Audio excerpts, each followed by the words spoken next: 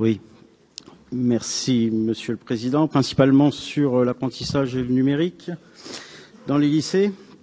Monsieur le Président, chers collègues, au regard des priorités exprimées dans ces orientations budgétaires, nous rappelons que dans un souci d'élévation des niveaux de qualification, il importe de maintenir le soutien à l'apprentissage pour tous les niveaux de formation.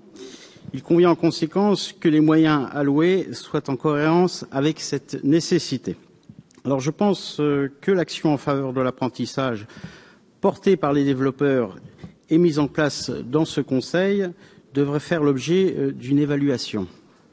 Les politiques actuelles sur le sujet et les orientations indiquées nous interpellent, Monsieur le Président, et méritent d'être interrogées. Souvent, on parle de l'apprentissage comme une voie d'excellence, sans nuance, sans bilan chiffré suffisant.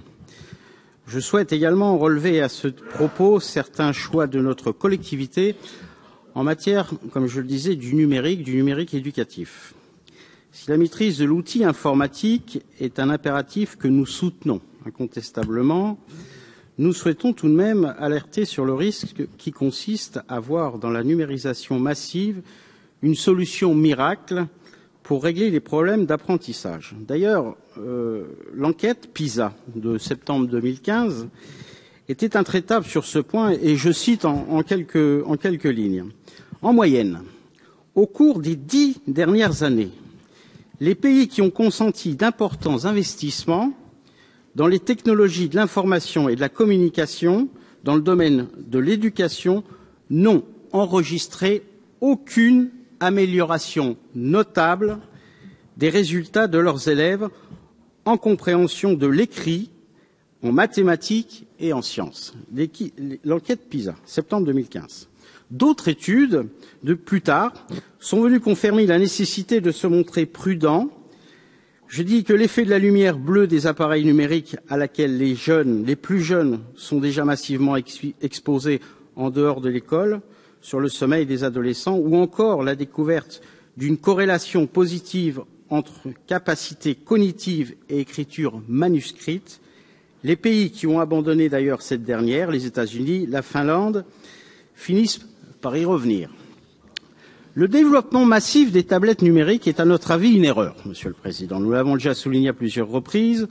Outre le budget conséquent d'un tel programme, 2 300 000 € au BP 2017, cette technologie nous semble peu appropriée à l'apprentissage des disciplines informatiques. Impossible de maîtriser les fonctions avancées des tableurs ou d'apprendre à programmer avec ces appareils. Alors attendre du numérique qu'il améliore en tant que tel les apprentissages relève pour l'heure, j'ai envie de dire, de la pensée magique. Par ailleurs, il ne relève pas des missions de notre collectivité de décider des programmes pédagogiques ou de la façon de les dispenser. Enfin, l'augmentation de l'usage du numérique a un impact direct non seulement sur les ressources, je pense aux salles informatiques, aux serveurs, aux tablettes, mais aussi sur les compétences pour l'entretien, la maintenance et l'évolution du système d'information. Quelle sera d'ailleurs la trajectoire budgétaire avec de plus en plus de ressources associées?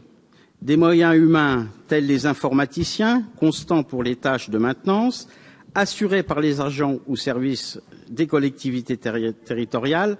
Et là, ce n'est pas uniquement, Monsieur le Président, de l'investissement, mais c'est aussi des frais de fonctionnement. Alors vous comprendrez, Monsieur le Président, que nous émettons une certaine réserve aux ambitions affichées dans ce contexte économique fragile, il faut le dire, accentué par une hausse des dépenses, je pense au fonctionnement des lycées notamment, par exemple, que nos ressources diminuent. C'est aussi le sérieux budgétaire et, pour ce qui nous concerne, la recherche systématique d'une meilleure efficacité de la dépense publique. Alors, Monsieur le Président, je conclus. Nous pensons sur ce banc que l'investissement pourra tout juste être maintenu au prix d'un recours à l'emprunt.